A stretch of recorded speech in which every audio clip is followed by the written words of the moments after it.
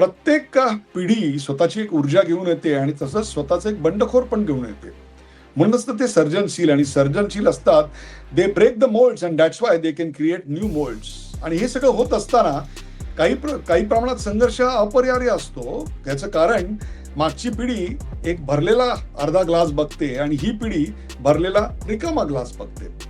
हे अपरिहार्य असं मला वाटतं.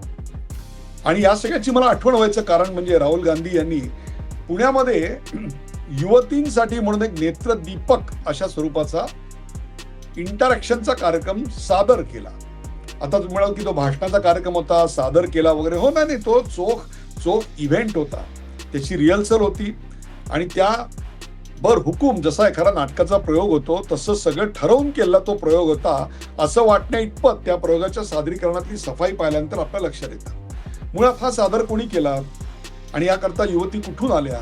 तर त्या युवती आल्या या काँग्रेसच्या 3 जे अतिशय बलदंड शिक्षण क्षेत्रातले नेते आहेत त्यांच्या कॉलेजेसमधनं आल्या.